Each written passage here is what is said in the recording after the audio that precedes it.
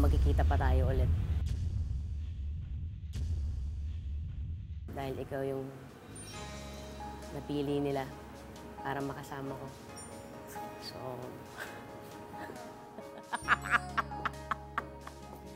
Ayaw mo na talaga. O sige, wag na. Tawag na ako ng iba. Buang ah. Uy. Akala mo uwi ka na? Uy. Ha? Rizza advances to the live gala. Siya ang natirang protege for Aiza mula sa Cagayan de Oro. Tingnan naman natin ngayon ang kapalaran ng mga Bicolano proteges. Ito yung pangarap ko at gusto kong matulungan ang aking mga magulang. Papatunayan ko po na kaya ko makipag-compete sa mga gantong katataas na competition. You did very well, no? You did very well. At siyempre, papasalamatan natin dahil napasama ka dito sa competition, di ba? At malaking karangalan na, no? Maganda ang boses mo, pero mas siguro, pag mag-try ka ng ibang songs, siguro mas makikita pa kung ano ang talagang pwede pang ilabas ng Rosaline.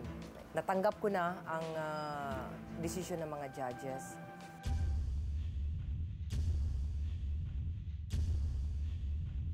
At gusto kong sabihin sa'yo na napakaswerte mo.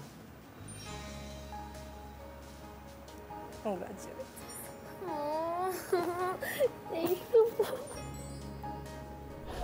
Hindi ka na mapapasama sa susunod na round. Ha?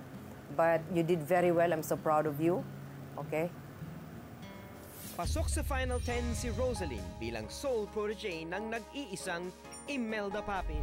After their make-or-break performance, sino nga ba kina Jensen at Via ang maswerteng matitira? Hindi pa rin po ako mag-give up. Tuloy pa rin po. Sali pa rin po ng sali. Once po nakapasok po ako, gagawin ko po talaga lahat ng best ko. I'm so proud of you. Alam mo yun, di ba? Sabi ko, malayong mararating mo, bihira mo ako mapaiyak sa kanta ng iba. Siyempre, I have a singer's pride. Lagi ko naman sinasabi sa iyo sa isang contest, may mananalo, may matatalo. Natanggap ko na ang desisyon ng mga judges, anak.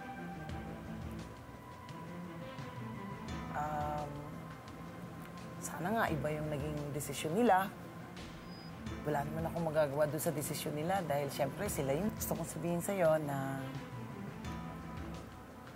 ikaw ang aking protege. Totoo po? Congratulations, anak. Salamat po. I'm not going to say na everything is lost. Di ba alam mo naman yon? Ang isip lang kasi nila, marami ka pang tsansa na lalo pang gumaling. Hi, Via. Ayun, ha? Hindi pa tapos lahat. Ha? Bata ka pa naman eh, okay? So don't lose hope. Hindi naman ibig sabihin tapos na. Okay? Are you okay? Okay. Si Jensen ang napili ng judges na mag-represent sa Batangas. Siya na ang official protege ni Mentor Claire. Now it's Joshua or Lovely for Davao. Ang sagot, sasabihin na ni Mentor Jaya. Okay lang po kasi naka-experience po ako ng pumunta dito sa Manila. Kung makukuha po ako sa top 10 sa protege po, parang siguro hindi po ako give up. Masaya po ako na nakasali po ako dito sa protege po na at makapasok dito sa papuntang Manila. At excited na po ako malaman na kung sino yung matatanggal at kung sino yung papasok. Excited na kinakabahan. Hi, Day. Gising na gising pa ah. Gising na gising pa ah. Oh, lingkod sa lingkod. Yan. So, kanina, nung nag-perform ka sa stage, ako, kinabahan ako talaga. Ayokong husga sila ng dahil kasi umiyak ka. Masaya ako na narinig kita, na nakilala kita, at malaki at malayo pa ang mararating mo. Pero isa lang talaga ang magiging desisyon. And alam niyo yan nung umpisa, di ba? So, ang ating mga judges ay nagbigay na ng kanilang desisyon. Ikaw ang pasok. Stop 1 po.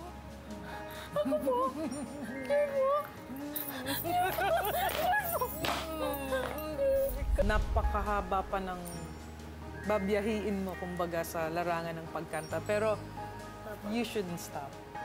Okay? Thank you so much, ha? Thank you so much.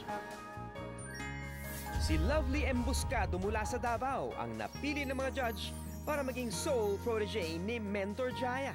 7 slots are already filled and they are comprised of Lyra from Iloilo, Nomer from Cebu, Kenneth from Cabanatuan, Criza from Cagayan de Oro, Roslyn from Naga, Jensen from Batangas, and Lovely Embuscado from Davao.